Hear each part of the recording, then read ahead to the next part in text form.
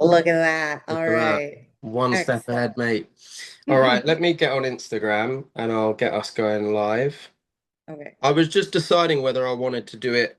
I prefer having, I know the camera's better on this side, but I Mhm. prefer it from there because I can see the angle better, Yeah, and, absolutely. and it's like you can adjust the quality, like it's no one's gonna care. Yeah. Yeah, I was But actually trying to figure out if I could be on this call and also streaming at the same time with the same camera, but I don't think you mm, can. I've looked into it. There's a way. It's really complicated, and I couldn't Yeah. get my head around it in enough time. But there is a way that you can go Instagram live, but see what we see right now. Oh, okay. Um, okay, cool.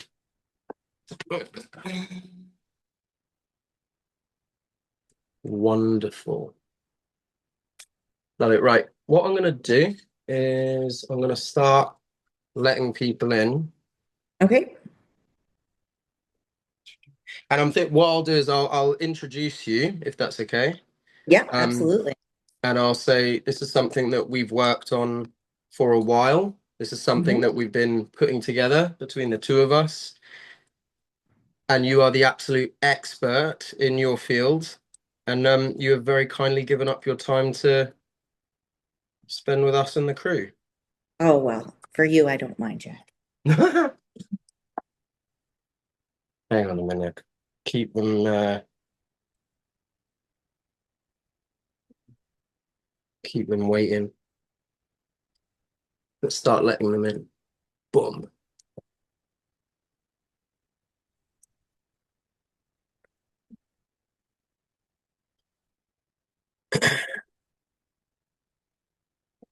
Yo, yo, yo. Let's see. Guys, when you get into the chat, just make sure that you are muted for me. Perfect. Good evening, ladies. I'm just gonna mic up. You know what I'm like. Like to keep you all on your toes.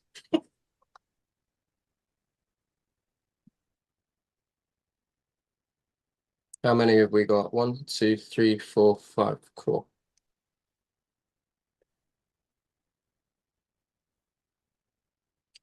Can you all hear me okay? Could you just put like a yes in the chat or a thumbs up from Holly? Even better.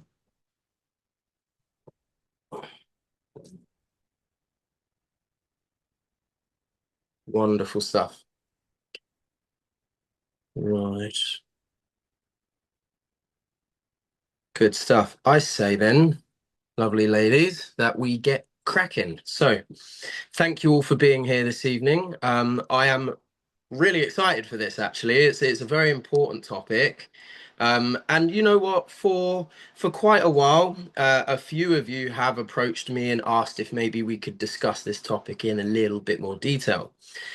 Um, More specifically, over the past year, I've had clients say to me, can we dive into this topic some more? So I had to call in the cavalry.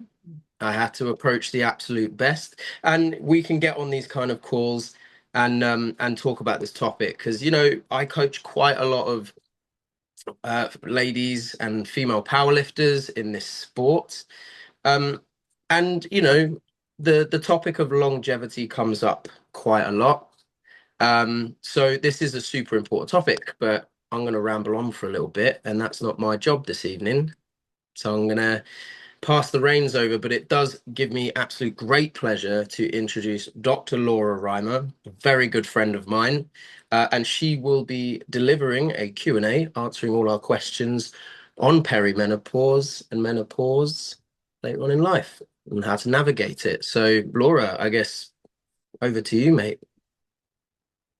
Thanks so much, Jack. Thanks for the introduction. So I'm Dr. Laura. I know Jack, we have the same daddy coach. So we know each other through powerlifting, through the powerlifting community. And this is something we've been chatting about and working on collaborating on for quite a while. So I'm really excited to be a part of this tonight. So I am a competitive powerlifter in Canada. So shout out to all the other Canadians out there.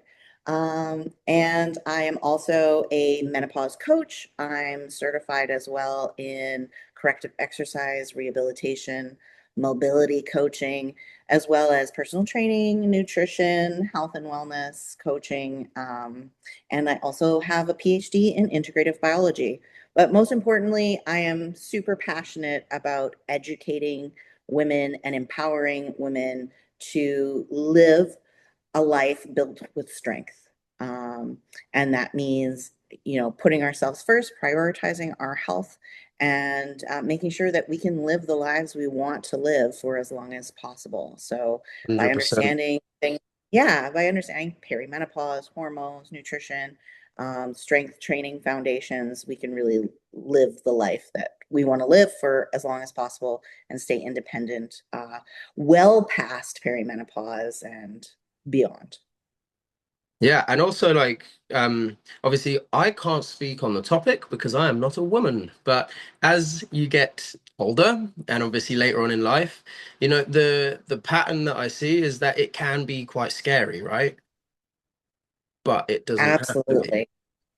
Exactly. It doesn't have to be. So, like, one of my biggest jobs is to sort of bust some myths out there. I think a lot of women, certainly of the millennial generation, Gen X, we all kind of have this architecture in our mind that, oh my God, and you wake up one morning, it just happens, you don't even know, and suddenly Yeah. you're in menopause, and you just wake up one day and you look like Dame Edna, and you can't work out anymore. You can say goodbye to training. You can say goodbye to, vitality in your life. And the truth is that it's not like that at all.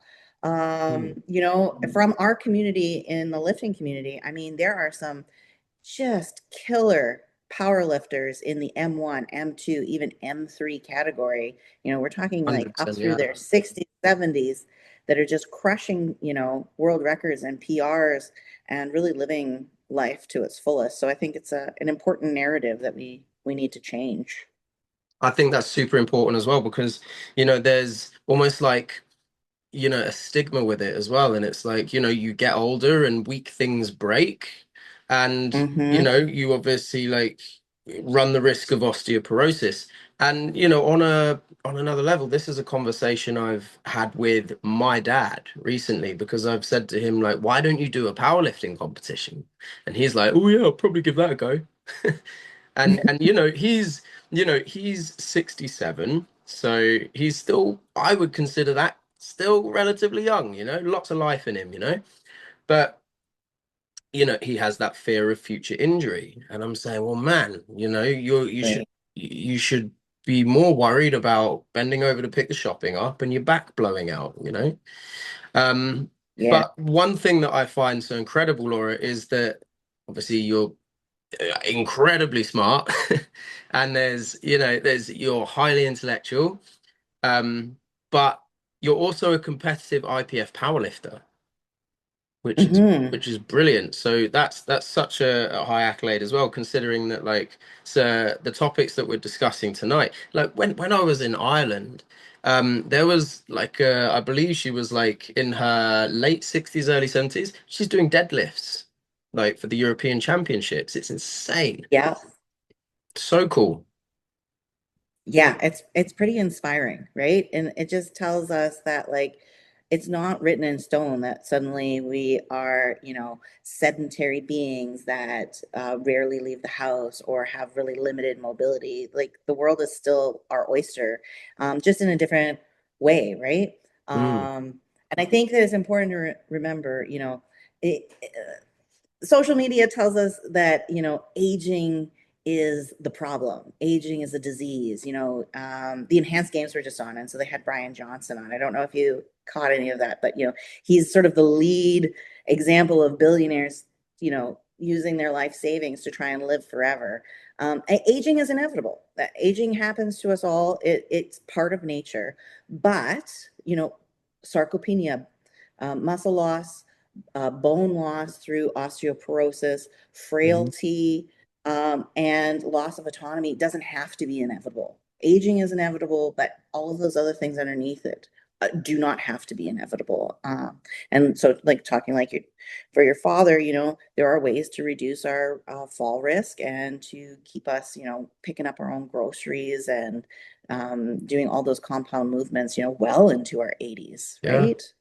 You might be familiar with him actually, but Australian coach, he's friends with our coach actually, Sean McKimroy, and Mm-hmm. fabulous coach, big mustache, not me. And he coaches his mum, and she's like an old lady, but she's got like a 140 Yes. deadlift. It's insane. Yes, I love that he has a whole series on training his mom and just Yeah. showing how capable she can be, but also the important role, like, of course, that's her son, but the important role that coaching really plays in that part of life because it doesn't really just equal regular performance. So when we're 20 and even in our 30s and we're in a performance sport, our training can be a little more, fast and loose, a little more cowboy-esque and like, oh, I'm just going to hit it hard, right? Hit Mm, it hard every day. I'll just keep hitting it hard. But once you reach, your 40s, 50s, 60s, there's a good chance that that sort of lifestyle and the way that you train has produced an injury. And then on top of which, metabolically, you're just not able to recover the same way. So if you don't have a coach that has like drilled into you the foundations of the proper movement technique, proper form, but also the changing your expectations of what training adaptation looks like, then you're kind of doomed to fail. But it really shows that if you have good support of a coach around you, the things that you can accomplish. And she is, if I understand correctly, she was not an athlete through the rest of her life either. So this is a sport, or strength is a mode of activity that can be taken up at any age. You don't necessarily have to, engage in it from puberty in order to excel at it later in life. exactly. And I think that part is overlooked quite a lot because people that don't know what powerlifting is, if we're specifically talking about powerlifting, on paper, I've spoken to so many people that want to do a competition, but there's this like mythological total that we have to hit, there's this like magic number, Yes. and it's like Yeah. there's just a lack of education around it, that there are weight classes. There is masters one, two, three, four, and it allows all different shapes and sizes, ages, weight class to compete in this sport. So it's just something that's not spoken about a lot, because when we look at powerlifting, we just think like, I don't know about you, but when I think powerlifting, my brain goes to like West Side Barbell in the 80s, and it is quite a male dominant sport. But Absolutely. the rules have changed, and times have Yeah. changed, and now we have some insanely strong female powerlifting athletes in the world. Absolutely. And, we sit on the shoulders of giants as Yeah. other powerlifters, both you and I in the powerlifting community. That the sport itself is relatively young in comparison to other professional Mm, and athletic elite sports. But certainly for women, Jen Thompson, Steffi Cohen, um, oh gosh, I can't remember her last name. She's a strong woman in Britain, Gabby. Yeah, all of these women have really sort of brought spotlight to the sport for women and serve to highlight its not only its benefits but also that this is an inclusive sport to people, any person, anyone. yeah. And I think there's always this like the thought of gatekeeping when it comes to powerlifting. It's like, Mm, oh, okay, well, until I can get an opening, a total that's for an open class, then I'm not worthy of competing. When, even at a local meet, I always tell people like, don't think that you need to compare yourself. It's just you against you on that platform. Sure, when you get to absolutely. Yeah. a certain stage, then yeah, okay, of course, we all love a medal. Like, Oh, yeah, we 100%. all want, And it we all want to succeed and push ourselves and join our national teams. But you got to start somewhere, and you can't expect to start as a winner. So just get out there and just enjoy it. totally And the agree. more competition you have under your belt, the more confident you're going to get, the more you're going to meet people and develop a community around you. I think that this is one of the best communities that I've ever joined, and certainly the most supportive, considering it's a, a single athlete. It's a single athlete sport. People are Mm. very, very cooperative and supportive. And for women who maybe have been in a place in their lives that they've always put everybody else first, and they don't know how to prioritize themselves or give themselves a little bit of attention to be working on themselves, and really just go through a journey, win, lose or draw, just to experience that journey. It can be absolutely a metamorphosis that happens. So yeah, I think everyone should lift heavy for the health reasons, but also it's just a great sport and a great community of people to be a part of. No, I definitely agree. And also the fact that it's like one of the world's fastest growing sports, there's some And insane, fastest growing amongst women over 40, yeah, I might add. Yeah, when our hormones start to fluctuate and we get angry, we got to channel it into something, gotta put it somewhere, right? Yeah, right? 100%. Um, what do you say we dive into some of the cruise Let's do questions? it. Should we do it? Let's do it. Yeah, and thank you to everybody who submitted questions. There were some really good ones. Jack and I went through them, and we noticed there was a fair bit of overlap. So we're kind of going to do this in sections. So hopefully you get your question answered. If you don't, you can always reach out to myself or Jack, in the chat or afterwards, and we can go into farther depth with you as needed. Definitely. But let's take it away, Jack. So I think the first thing that we were gonna dive into is actually understand if we go from the very, very top, right? Understanding Hmm. menopause, understanding perimenopause, what is actually happening and what women should expect. Right. Yes. Okay. So I made this comment earlier. There is this misconceived notion that menopause is just something that happens. You wake up one morning and suddenly you're in menopause, and you suddenly have a short haircut, and you can no longer do anything. But really, uh, it's a transition, and that's what perimenopause is. Is this transition that can really be up to a decade in length, and it's all of this time and this fluctuation of your hormones leading up to menstruation. So if we back it up even further, we have premenopause, which is really your prime reproductive year. So for a woman, that starts at menarche, when you start your periods, and that goes all the way into perimenopause, when these fluctuations begin. And during premenopause, we can pretty safely, with a regular woman who doesn't have any other underlying metabolic conditions. They have a very relatively predictable pattern of their hormones and their different phases within their cycle. So you sort of know what to expect as a training individual, or just running through your life. You have a calendar, 28 to 32 days. You kind of know the week before your period there might be some changes. Maybe you feel them, maybe you don't. Once perimenopause sets in, and this can happen as early as 35, and it doesn't mean that you're going to wake up Hmm. at 35 suddenly have hot flashes, but these fluctuations can begin as early as 35, pardon me. And that's when ovulation becomes less consistent. So your cycle length can begin to vary. So it can get shorter, it can become longer. Sometimes your estrogen can rise quite high. Sometimes it can drop dramatically in a very short period of time. And then as a result of that, ovulation changes. And then as ovulation changes, that means that your progesterone production often becomes less predictable, because that is produced after ovulation.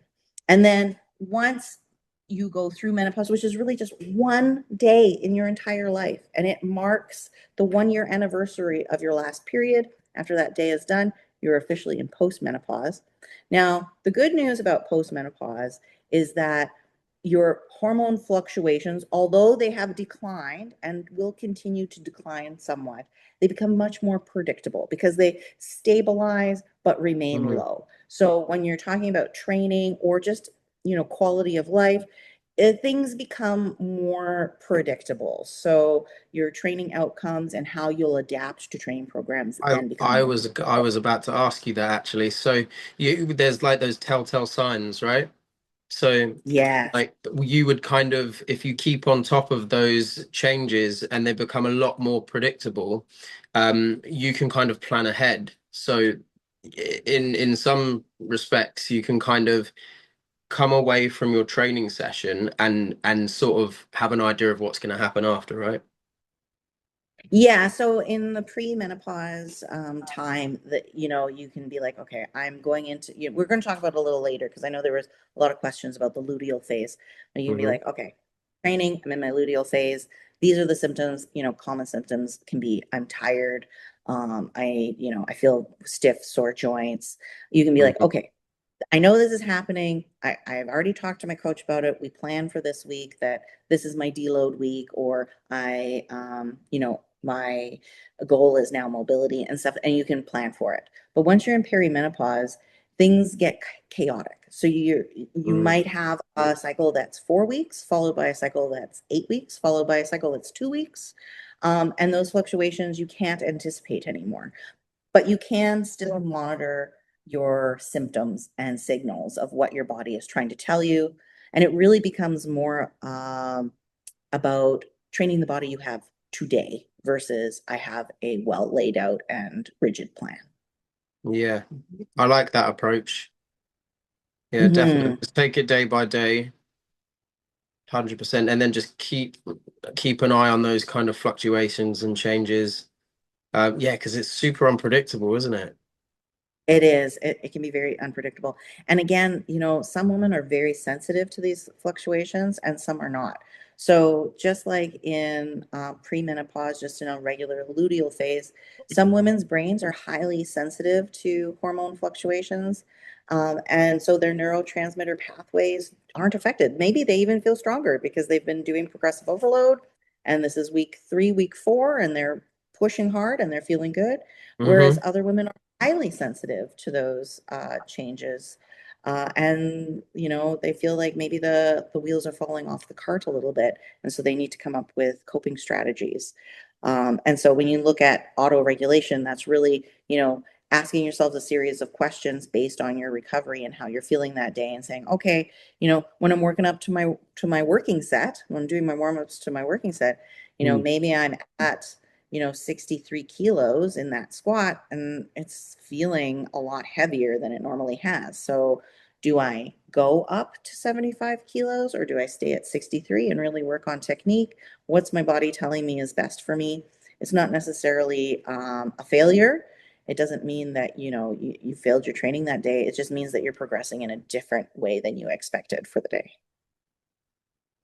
100%. And you touched there a bit on like the luteal phase as well. And Mhm. I feel like that was a nice little segue into a question that I wanted to hear from you, answered by you. Yeah. But obviously, so everybody on the call benefits from this as well. So Mhm. um, basically, everyone on this call is either a strong woman or a power lifter, basically. So the question that I wanted to ask you is like from a menopause, perimenopause perspective, um, Mhm. during that luteal phase, what is actually happening hormonally, and how should um, a competitive powerlifter, specifically a powerlifter, right, adapt Mhm. that training, nutrition, and expectations to get the best performance rather than, and that's kind of like what you said just now about like, should I go up? Should I stay where I am? Should I go down?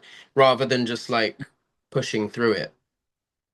Yeah. So I think the first thing that we need to bust a myth on is Mm, that we need to stop assuming that the calendar predicts our performance. We're not machines. And we can't just expect a calendar to say, okay, you're going to have a shitty training week this week because you're in the luteal phase. mm, On top of which, because love there's that. so much chaos happening and unpredictability happening during perimenopause, the calendar kind of goes out the window anyway, right? Because it's like, well, it's not really giving me meaningful data on timing. Because some women, if you took 100 women in perimenopause or out, and they were in their luteal phase, a third of them might feel the same or stronger. A third of them might feel, more tired or even more severe, and some might notice no difference whatsoever. And really the best thing that you can be doing is, tracking your individual patterns. So I don't know Hmm. if with your clients you've got, you use sleep trackers and other metrics like your energy, your motivation. What does RPE 8 feel like today? So it might feel like, you wake up one morning, you're like, okay, yeah, I feel like garbage. I think this is a hormone related as opposed to pure sleep or pure garbage nutrition, a pure recovery standpoint. Yeah, Um, you know, it's like, okay, well, I'm supposed to be doing heavy doubles today. I get up to 80% of my working weight and it's feeling really heavy. So you have some options available to you. So what are you going to be flexible on? Are you going to be flexible on what your working set is today? Maybe you're going to sandbag your accessory work because you're like, okay, I'm putting all of my energy into these heavy doubles, and then there's nothing left, and that's okay. Or hmm, are you staying at that 80% and you're like, okay, I am going to give you the best at this 80% workload that I've got. And definitely. I'm still moving forward. And then knowing that I feel this way, I'm going to perform at that modified level. And then I'm going to make sure that I am prioritizing the other half of my training, which is recovery. People don't think that recovery is a part of your training program. It absolutely is. It It is as absolutely is. important Yeah, as being on that platform. It is always absolutely. always banging on about this to everybody really because I was on a catch up call with a client this morning and I said the same thing, like your recovery is your training. This is part of it as well, like making sure your externals are dialed in. Are we refueled enough? Are we rehydrated enough? Not staying up until silly o'clock in the morning because it's like, okay, understandably, like a lot of my clients have got kids and they have Mhm. families and they've got social lives as well. But we can sometimes, and it's fine, everybody does it. I'm guilty of it as well. We'll sometimes justify that me time by scrolling on Instagram. We've all done it. Uh-huh. We're all guilty of it for hours, and that will be like our time, but it's not real rest, is it? It's not getting your head down properly, like dialing down on that circadian rhythm and getting your 8 hours of sleep a night, So I'm so glad you mentioned that because I'm always going on about it as well. It really, yeah, and it's 80%, right? It's just like nutrition.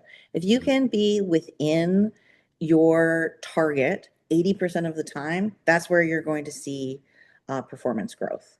If you can only reach that target 30% of the time, well, you're really just maintaining what you have. Hmm. Has out of curiosity actually, has our lovely coach explained to you as well the runner's analogy? He's got a like a I don't think marathon he has. analogy. So and it works quite well. And it would be interesting to hear like how maybe like from the topic that we're discussing now, how relevant that would be.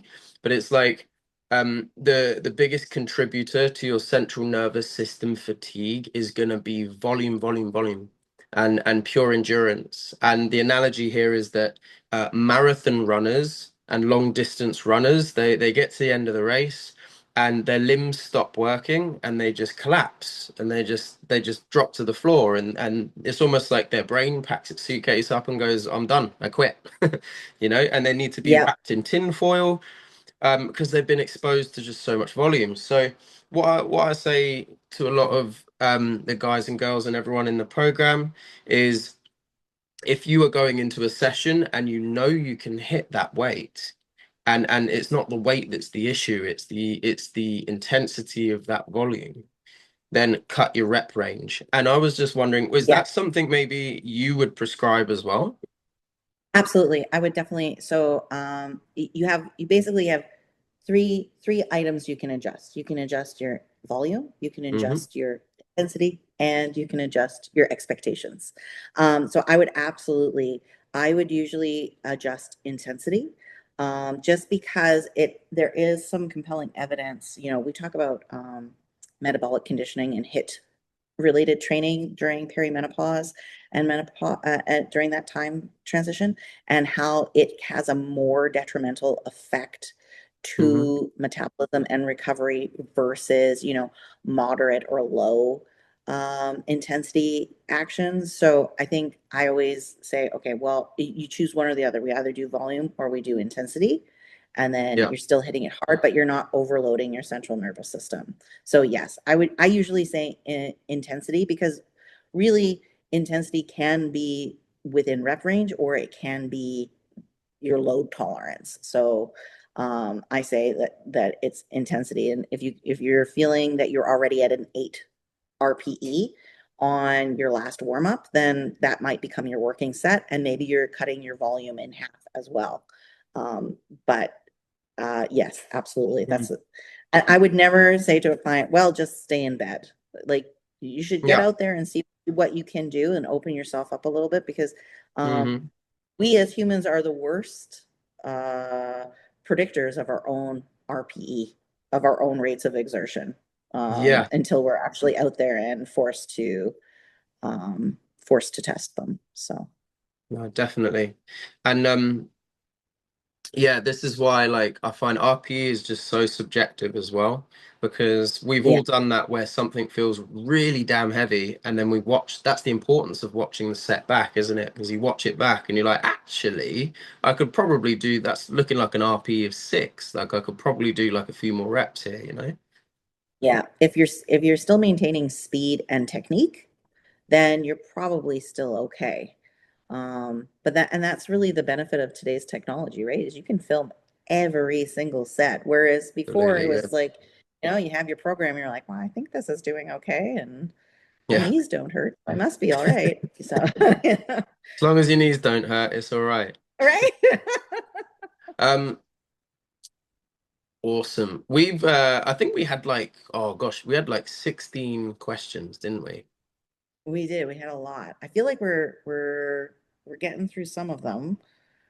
We just talked about luteal. Where do you want to go from here? Let me have a quick look because can you still see my face? I can. Fantastic. Okay, so if I bring up those other questions we got and see, because there were some really specific ones actually. There was actually quite a few questions around HRT as well. Yes. Yeah. Okay. So while you're looking up the HRT questions, fun Hmm. fact, because it was one of the questions, can you get pregnant during perimenopause? Yes, you absolutely can. So still use all of your protection and measurements and everything else. It just means that your ovulation is not predictable. So if you're one of those people that goes by a calendar for ovulation to figure out when you might be able to get pregnant, that's no longer a reliable method. So you can still get pregnant. You absolutely can. They call them, I don't know what they call them out there, but they call them change of life babies out here. Thought you were going through menopause. Turns out, ooh. Change of life, baby. Yeah, change of life babies. Yeah. Fair enough. Which is, it's funny because it's ironic on both levels, because babies will change your life anyway. But Literally. now you're tired. But now you're already tired. Yeah. Um, Louise, who's actually on this call as well, she Oh. actually, yeah, she had a really good question about birth control actually. And Mhm. yeah, it was is taking hormonal birth control for the sole purpose avoiding symptoms that affect your training a bad idea? So great question. Okay. So HRT and birth control in general is probably one of the areas where women have received, the least amount or the least accurate amount of information on, because there's been a lot of change in what the literature and science has told us about the use of HRT and birth control, and like rates of cardiovascular disease and cancer and longevity. And so they're walking back a lot of that stuff. That's why we're in this sort of new golden age of HRT therapy for, women in their mid 40s and beyond. So, is it inappropriate to use for training? No. I mean, ultimately, you want to be using any hormone therapy, whether it's birth control or HRT, to suit your lifestyle, to give you the quality of life Mm, that you want. And if powerlifting and training is part of that life and you're experiencing symptoms that are preventing you from that training, then Yeah. there's no reason why you can't use it. Now, that being said, there are a couple caveats. First of all, HRT does not replace proper training. It doesn't replace proper nutrition, and it certainly Mm-hmm. doesn't replace proper recovery. But what it does is that it can indirectly improve your performance because it interacts with all those things, right? So you get better sleep, you have better recovery, less joint stiffness, you're able to tolerate loads a little better, and you have a more Mm. predictable life. All of that can in turn mean that you're performing at a much higher level. Would that be, Additionally, sorry oh, to yeah. interject, so sorry to Mhm. interject. I've got to say it while it's fresh, quick. Would that count Mhm, mhm. as performance enhancing drugs in that case? So this is a great question. And there's lots of chatter about this, right? Mm. Um, So if you are in a WADA tested sport, so if you're part of the IPF, you are part of the drug tested world, and they allow for female hormone replacement therapy if it involves estrogen and or progesterone. Now, as a woman, our testosterone levels also drop through perimenopause and Mm-hmm. postmenopause. Mm-hmm. And you can have hormone therapy with testosterone. However, if you are engaging in hormone therapy with testosterone, that is absolutely not approved Yeah, by that's WADA. untested, isn't it? Yeah. Yeah, and that goes into that whole black hole of, how much testosterone is considered to be performance enhancing. What do you consider a limit in testosterone and naturally occurring versus Mm-hmm. synthetic? But just in general, that is something to be aware of if you are a competitive athlete in Ollie or in powerlifting or any other sport Mm. that you're in a drug tested sport, then that is something that you have to be aware of. But in Yeah. terms of estrogen and progesterone at this point, it's not considered. I mean, this is where those arguments of like, beta blockers, is that considered a performance enhancing drug versus is it just, for heart health? Mm. So that I don't want to wade too far into that because it gets us farther and farther away from I why know, we're here today. yeah. But I in just had to general, get it my out there. feeling is that it's a tool, right? It's a tool like anything else, just like taking 100%. omega 3s. It's a tool. Yeah. Does it fix everything? There's no magic pill that fixes, your experience of transition into menopause. There's no magic diet. There's no magic food that, balances hormones. But it's a Mm. tool that you can have in your toolbox. And I do think it warrants a conversation with your primary healthcare provider, Mm. and if they are uneducated, which many are, because many primary um, health providers only receive an hour or two at most of the entirety of women's health, and that's mostly focused on their reproductive years. So there's very little education, and of course that's changing. But Mm. yeah, have that conversation, do your research, make the decision that feels right for you. Brilliant, mate. Um, I'm actually looking at some more questions here. I think we kind of covered it was like, should we push through when we have luteal symptoms, fatigue, frequent waking in the night and joint pain? But I think we've, yeah, or half reps or even just rest. I think we've pretty much answered that one. Yeah, If I bring auto up, regulation. yeah, if I bring up some more, because we got tons actually. I know. I was so excited Yeah, at the so good. yeah.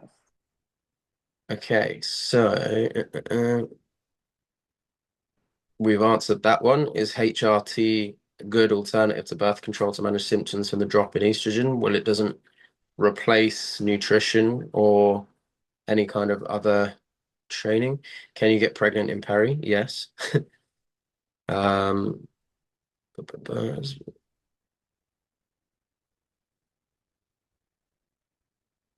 are there any links between PMDD and early Peri? Okay. So for those of you who don't know, PMDD is very different from regular PMS. It's extremely severe. And it's a woman's body is extremely sensitive to fluctuations in hormones. So what might feel like mild symptoms of PMS or perimenopause of hot flashes or bloating or tired or irritability or anger for the average woman. A woman with PMDD will feel that with intensity, like so much more intensity. So the Right. interesting thing is that if you suffer from PMDD, which by the way is an absolutely documented medical condition, so don't let people tell you otherwise. They aren't more likely to go into perimenopause earlier than any average woman. However, their symptoms do tend to be more severe and longer lasting than the average woman. So definitely, if you're experiencing, extreme irritability, depression, Mm, anything that is just like off the rails, then you need to speak to someone about what your options are. okay. That's super valuable. Hmm. That's really good to know as well. Um, as someone who is on HRT, this is the question, by the way. I am not on HRT, Okay. but as someone, well, who knows? As someone who is I was on wondering if you grew HRT, that mustache all by yourself. yeah, I grew it all by myself, by the way. As someone who is on HRT and doesn't have periods, how would I best monitor my cycles in terms of managing fatigue during lifting? So that is a great question, and it sort of Yeah. answers itself. So you monitor your symptoms. Symptoms are signals. So using what data you can have, if you have, an Apple Watch or a Fitbit tracker, and you can, or downloading one of those recovery apps that tells you what your sleep score is, what your overall Hmm. recovery score is. I mean, even I believe they're called dynometers, your Hmm. grips, monitoring your grip strength, testing your grip strength every morning. These are Brilliant. all ways to monitor what your recovery was like overnight and what your readiness for training is the next day. And writing everything down, putting it in a calendar. I'm feeling this. This is what's happening progressively. I'm noticing a shortening of these cycles of feeling this way. That's a good Hmm. indication of your hormone fluctuation. And you're just to follow on from that question as well, what Mhm. would be sort of like your preferred method of tracking and monitoring everything? Are you more of a like, do you use an app or do you write things down physically in the moment in the gym? Because I used to write things down. yeah, I still am a pen and paper type of gal. yeah. But I have noticed the benefit of having an app and just being able to check boxes as they occur because I always have my phone on me, unfortunately, at this point in my life. Hmm. And more importantly, I can actually look at that data and it plots it for me, which I find really helpful for looking at cycles and also being like, okay, so if I'm doing, comp prep and all of a sudden my recovery looks like garbage, then I know that like, okay, this wasn't just a little blip. I need to really refocus my efforts. So I use, and I'm not paid by them, although I wish I were, an app called Athletic, and it's like Athletic Analytic, I believe it's called, and it just kind Okay. of gives you like an overall score for all of your metrics. And I have my wearable Apple Watch, and it works with that. But yeah, Class. figuring out Yeah, what that's works for you, awesome. and then taking that data with you to your coach, right? Where we Hmm. can analyze it and be like, okay, you're consistently getting only 4 hours of sleep. That's not good. Or taking it to your healthcare provider and being like, okay, I, this is this is actual data. This isn't just my feelings. This is Mm. actual data that I This can is show what you I've written down. through my I've body. tracked. These are my Hmm. receipts. Yeah. Yeah, yeah. You're kind of your own best research subject, right? So you can Hmm. write down what your symptoms are. You can apply, and I always say apply one thing at a time. Don't throw everything at the wall and see what sticks. Apply one methodology at a time to see if you can get an effective change. If you don't, back to square one and try something else. If you get an effective change, but it's not great, then you can always add something else and work with yourself as an experimental subject. Spot on. Yeah. We are our best client, aren't we? We are, yeah, we're our best advocate and Mm. we're our best test subject. And it doesn't really matter what Joe Blow says on Reddit or Instagram about a supplement or you know, a specific stretching protocol or anything like that. If it doesn't work for your body and it doesn't work consistently for you, then it's really not useful at all. Gotcha. Um, I have such a great question here. Okay. And obviously I actually don't know who this is from, and it doesn't even matter because it's for the whole group. I have only one ovary, and I've always had Okay. excess body hair. Could this indicate an underlying hormonal imbalance, and how might that affect me when I reach menopause, and the best treatment options for me? So that is a great question. So to this individual, I would say, yes, this can certainly indicate a hormonal imbalance. If you are noticing, regardless of where you are, what age you are at, whether you're premenopausal, peri, if you're noticing things like facial and body hair, uh, acne, thickening Mm, of skin, hair loss. Those are all things that can be indicative of a hormonal imbalance, things like polycystic ovarian syndrome or another androgen dependent uh, condition. And so you definitely want to be chatting with your doctor about it. mm, Now, the fact that you have one ovary versus two ovaries is very interesting. So, for both men and women, we actually have duplication in our sex organs um, so that we can still proliferate even if we have injury. So, men have two testes, we have two ovaries. So even if one gets damaged, you can still potentially make your genes available into the gene pool for the next generation. And hmm there isn't evidence to support that having one ovary uh, will change your experience through the transition through perimenopause and menopause any differently. No earlier onset, not necessarily more severe symptoms, but just that you it may be a symptom of another hormonal imbalance that you might be Yeah, experiencing. cool. So there's And a lot and of so clarity there's really around no it. training. Yeah, there's really no training advice that I can give with that. I mean, Mm, if there are certainly androgen blockers that doctors do employ. And then you have to start also looking into like insulin resistance and are you at a higher risk of those sorts of metabolic conditions as well with those sorts of androgenic dominant uh, metabolic differences. So that it could take you down a whole road of things. But speaking to yeah, someone who, is an endocrinologist can definitely help you with that. brilliant. Awesome. What are the signs of perimenopause, menopause within lifting? I think that we've covered this. Mm, I think the big thing for perimenopause and lifting heavy is that recovery becomes paramount because you just don't have the ability to tolerate ooh, the overall intensity uh, adaptation anymore. So you can't train like you're 20 years old. My training partners, one is 23, yeah, the other one is 33.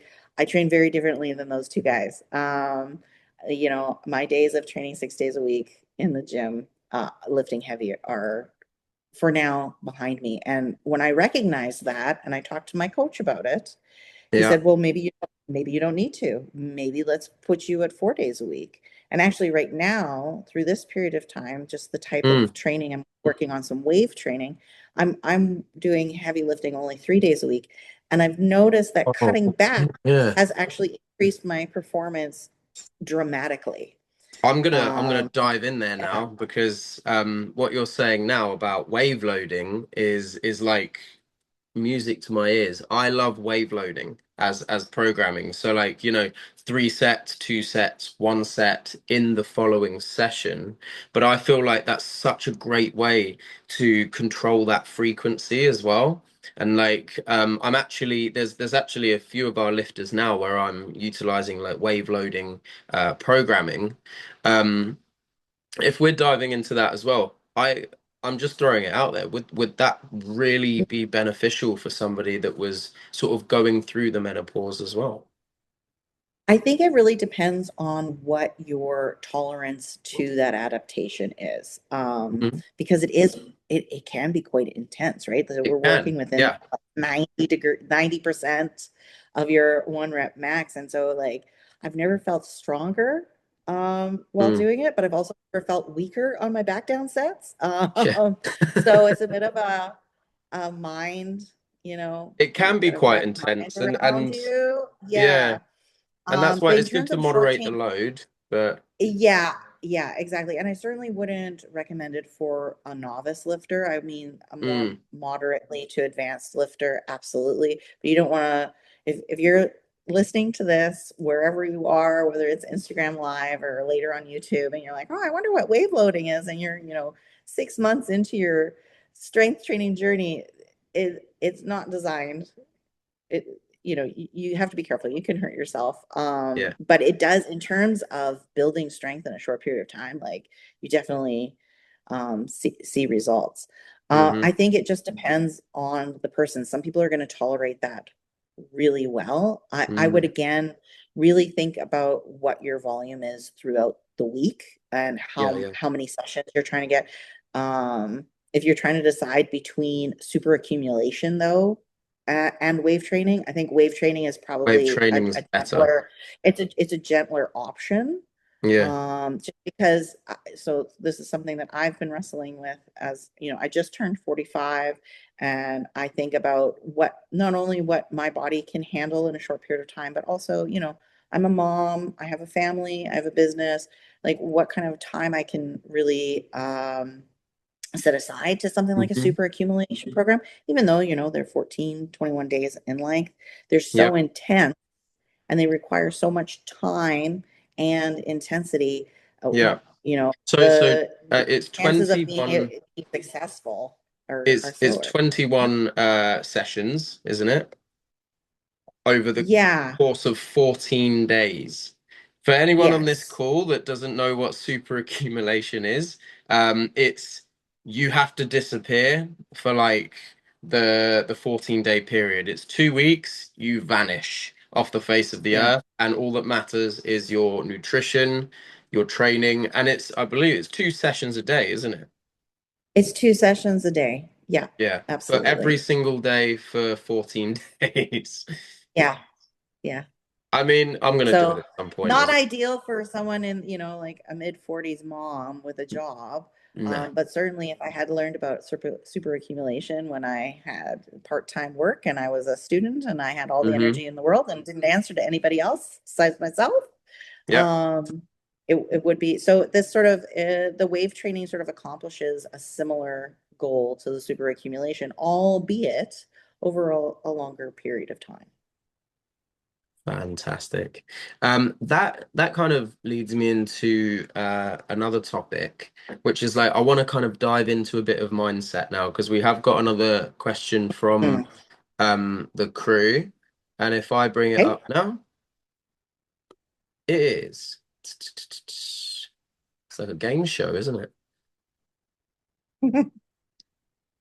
Okay. When working, and this is for you, Laura, when working with post-menopausal clients, what are your thoughts on clients saying, I can't do that anymore since or because of menopause? How is it best to respond to give them confidence back in their capabilities? So this is where coaches like you and I really have a very, very important role in Hmm. redefining what activity, what strength means, and what capability really means. We need to avoid rhetoric, just push through, and don't be a pussy. As much as we need to avoid rhetoric like you're too old or you've had this injury so don't expect change, or you're declining and we're just trying to slow decline. That's not helpful. That's not supportive. No. I don't believe it's coaches we should speak that way. And I certainly don't believe that an individual should look at themselves in the mirror and speak to themselves that way. So, a better approach, especially once you're post menopause and you've seen these changes, and maybe you're dealing with sarcopenia, maybe you're dealing with osteoporosis, is Hmm. instead of saying, well, menopause changed everything and now I can do nothing. You can then rephrase it to saying, like, okay, my body has changed. I don't have the body of a 20-year-old or even a 40-year-old anymore, but let's figure out how I can serve my body now. So Hmm. it doesn't mean that you can't gain strength and muscle during that time. It doesn't mean that you can't increase your bone density. All of those things become uh, more challenging, but Yeah. We're not going to they aren't magically snap our eliminated. fingers and it's gone, but we can slow that Exactly. process down. Exactly. Exactly. And, if you're dealing with past injuries and things like that, you know, it's just vitally important that you understand proper movement techniques and you prioritize movement. And I tell my clients, you don't have to find time for movement. You have to build movement into your day through, Hmm. things like habit stacking. But I think I'd like to go further than that and say that when you're postmenopausal, not only do you have to find ways to add movement to your day, you need to find intentional movement. So for example, a client who says, okay, well, I do walk. I walk 7,000 steps a day. It's on my Fitbit, but Yeah. the majority of that walking is not challenging to your cardiovascular system. Maybe it doesn't involve stairs, maybe it's just wandering around your house or your neighborhood, but really involving your brain, and you're dedicating that time to intentional Mm. movement, whether it's strength training or endurance, becomes paramount. Yeah. No, I love that approach as well because, yeah, we live in a day and age where it's like the old school 80s bodybuilding, powerlifting, approach is like it's not don't be a pussy. Like the idea of that just makes me feel cringe, and it's not us as well, as it? It couldn't be further from us. Yeah. And it's just about that reassurance, like not feeding false hope or false information, like grounding something, really normalizing it as well. And there's a lot of surrounding topics. There's a lot of conversations around failure and failing reps. And Hmm. and it's a daily occurrence for me is having these conversations with my lifters, with my clients, with lifestyle clients, and just saying, look, we have to normalize that failure as data, and we're going to use that as that step. It's failing forward, right? So it's like Exactly. using that scenario as the stepping stone to pave your way to greatness, And you got a decision there, fight or flight. You can either pack it all up and run for the hills, or you can sit down. You can fabricate 1,000 different scenarios, And this is something I Hmm. think just not just ladies, but we as humans do this quite a lot. We'll fail a rep in the gym, and where does our brain go to straight away? Did I eat enough before my session? Well, we all know that like you can actually get through a decent 45-minute session, fasted, depending on what you're doing, as long as you've got enough glycogen storage in your body to get you through that 45-minute session. Yes, you might feel a little bit sluggish, you might feel a little bit drained, but it's like we're so guilty of like self-handicapping ourselves, aren't we? And it's like we will fail a rep like a bench. Bench is a huge thing for a lot of ladies that lift, right? Because the weight's above our head, terrified, right? But failing forward, it's like use that as data, normalize that failure, grow from it, move past it, and then you'll nail it next time. But we'll always go like, did I drink enough? Did I eat enough? Did I sleep enough? Hmm. Right? And we'll try and pinpoint a reason for And it. and it's often not one reason. That's the other thing that people need to realize. It's often, so many confounding variables that work together. So you can say death by a thousand cuts. It's you Mm, know it's the nutrition, and it's the recovery, and it's the low glycogen stores, and it's the stress, and it's the improper bracing, and it's the not proper warm up, the and list and goes and on. and and and confidence, right? And so it's important to sometimes, as much as that data as is important to look at and analyze and say, what can I do better on for next time? It's also okay, well, sometimes it just wasn't in the cards today. Does that mean I'm a failure and I should, like revoke my gym membership and throw away my lifting straps? No. Mm. No, you keep going, but it comes down to adaptability. So for, some clients I have, they've had knee replacements, hip replacements. I call them Mm, bionic. Maybe they can't yeah, squat ass to grass anymore, right? Maybe their depth has fundamentally changed for the remainder of their lives. Does that mean that they will no longer squat? Well, I certainly hope not, because they all have to go to the bathroom. yeah, So true, how do we very, squat to very your true. Yeah. lifestyle? Right? How do we squat to your lifestyle now that keeps you safe, that you Mm, can build strength with, that maintains proper form for the depth that works for you? yeah, Does that mean that I maybe you yeah, won't I love be that. trying your first competition? Maybe we have to find a different way of adapting for you. But that doesn't mean that the story is over. No, definitely. And then that's when things like specificity are super important as well. Like, Exactly. I find a lot of joy in like almost mimicking the same movement in the gym that you you would in real life, because me and my partner, we have this running joke where it's like, unless it is a barbell, Jack can't pick it up. And it's Yeah, and we it's have that in my house too. you know, In it's my like house. it's not My husband's it's always not like, a "You're so long strong," metal unless it bar. goes up and down, right? Yeah. You're And strong when it and goes up and down, but you can't help someone move. Yeah, precisely. And then any other kind of movement, we're just achy and dommy from our session. Yeah, Life of a power lifter. 100%. Yeah. Let me see how we're doing with the questions because we are at the hour point now, and I do absolutely Okay. respect your time here. I think we're actually, when working with postmenopause, yeah, we've got through that one. I tell you what we could dive into, if you're happy to do so, Laura, a bit on nutrition. Sure. Okay, so what changes to nutrition should we factor in around perimenopause and menopause to regulate hormones as best we can? Okay, so I mentioned this earlier. Unfortunately, there is no magic pill, no magic diet, no magic food that will take away all of your menopause symptoms. And I really think nutrition during the menopause transition has become unnecessarily complicated because foundational nutrition, Okay, you are interesting. 18 or 20. Yeah, foundational nutrition when you're 18 or 20 is not terribly different from foundational nutrition when you're 40 and 45. I would argue that Awesome. nutritional density just becomes more important. So the fact that if you're a training person or even just an average person who isn't in a power sport, you need to be making sure that you're prioritizing your protein. So for women in perimenopause, that's 1.6 grams per kilo to 2.2 grams per kilo. And then once we're past menopause into postmenopause, that can be anywhere from 1.2 grams per kilo to 1.6 grams per kilo, unless you're an elite athlete, in which case it does continue to rise Mm, because we want to maintain what bone density and muscle we have while still potentially building it, most importantly. And then through perimenopause, I'd like anybody who is listening to this to repeat after me.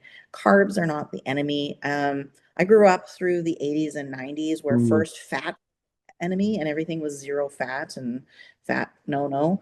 And then through like the mid 90s and 2000s and even today, the carbs are still the enemy, and that's not the case. Carbs are vitally important. They're super important important. for, Yeah. right? They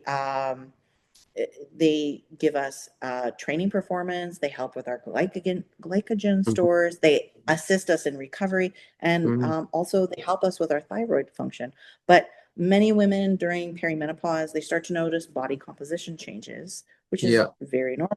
And 100%. immediately they say, "Oh, it's the carbs. I need to restrict my eating." In general, they'll say, "I need to restrict my eating. I need to eat less." Eating less means less calories, which will make me thinner, which will make me healthier. And Mm, that is just not true. If anything, we really want to reframe our relationship with food. Think of like highly nutrient dense mm, food. So you want things, that are really packed with protein, packed with the micronutrients and mhm, mineral vitamins to keep you as healthy as possible. You can't outrun, you can't outlift a bad diet. And this is the time when those dietary choices really come back to haunt you. If you've, traditionally eaten a really poor diet, you're more likely to have metabolic conditions, type 2 diabetes and high blood Yeah. pressure, cholesterol issues. But if you're able to keep those things under control, And I think then one more of the likely. oldest things is like, um, bloat is not fat. Like Yeah. if you're a bit bloated, like, I went and saw my sports therapist last night, and he was patching me up after a squat session. And I'd said to him previously, I was like, I think I'm getting, a bit fluffy, and he got me on his bed and took a look at me. He went, "You're just a bit bloated, Jack." He said, "That's all it is." Hmm. And he said it's case by case, but he said with you, like, it's just a bit of bloat. There's something in your diet. There's something in there that's making you a bit bloated. Try and pinpoint what it is. Cut it out for a week or so. I said, well, I do eat ice cream. I like my ice cream. And he said, all right, well, Uh, try not eating that for a week and see what happens. yeah, yeah, So I think yeah, it's and just that's exactly super it. important having those conversations with women as well. Because as you said, as you go through these stages, your body is going to change. And it's just super important that you're not by yourself as well. Absolutely. Yeah, you're certainly not going through this alone. 50% of the population experiences this at some point in their life. Um, Mhm. and even the people that you train around, whether they be men or women, food makes us feel things, can make us feel energetic, sluggish. Everybody can have certain allergies or sensitivities. It's okay to have those conversations with other Mm. individuals. Awesome.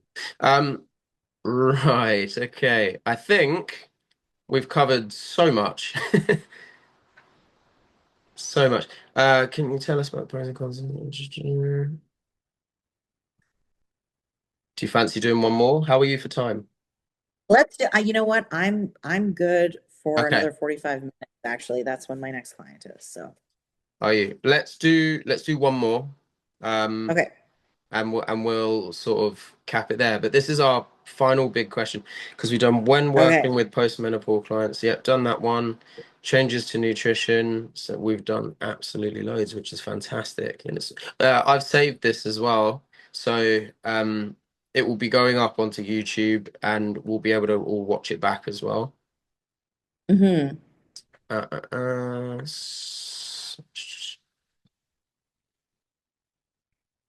okay.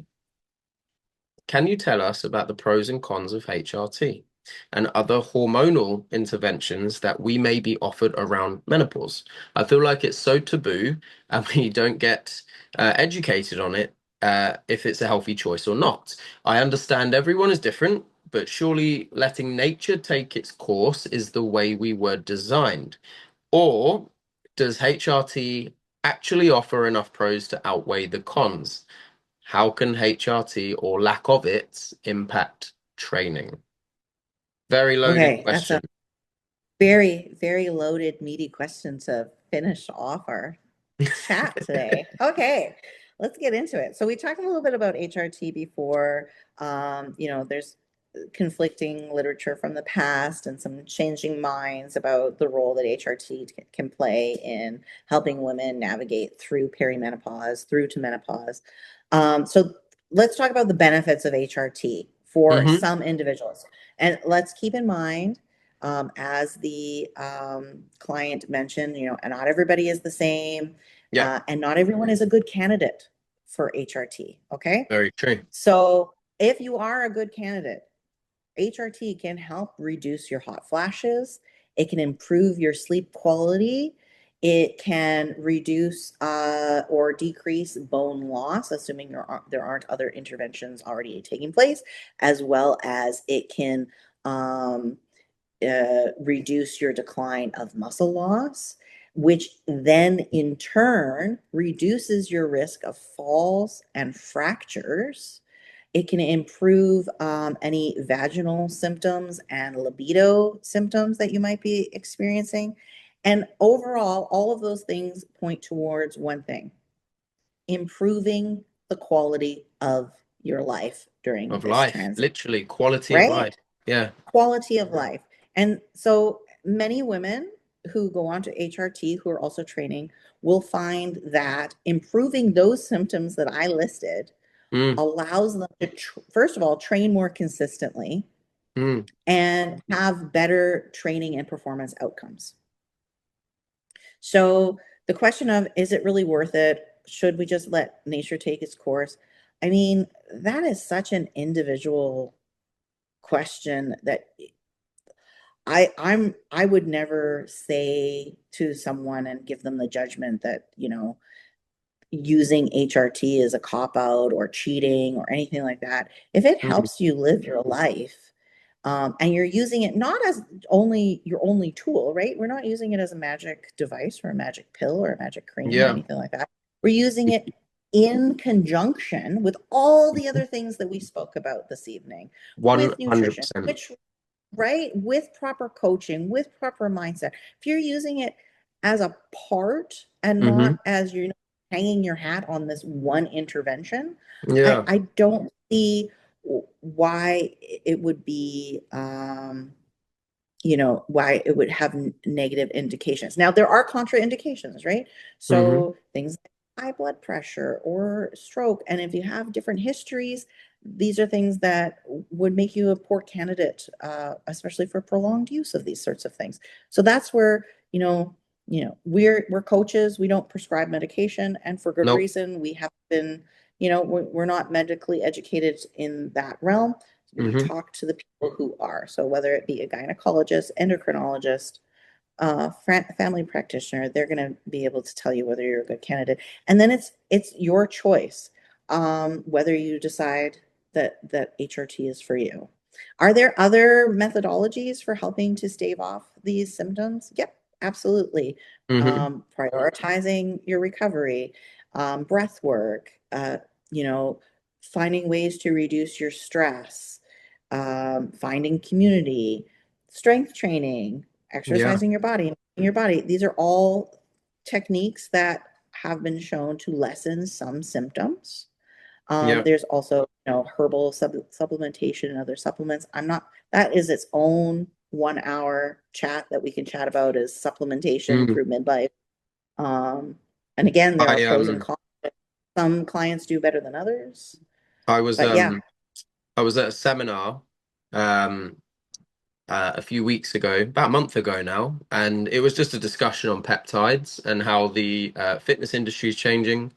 And they were Hmm. discussing Ozempic, and they were discussing pregabalin and these Hmm. drugs which are helping you to lose weight. Now, we as and at that point, um, I believe that a good portion of fitness professionals started to freak out and say, well, we've got things like AI now, which we know won't hold you accountable because it just predicts the end of a sentence, right?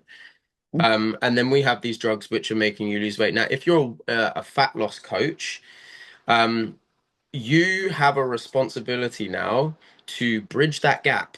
And you are now the coach in the middle that bridges that gap and says, right, will that, because the gentleman that was giving the presentation said, like, do you think, true or false, Ozempic and these weight loss drugs, do you think they will benefit a lot of people?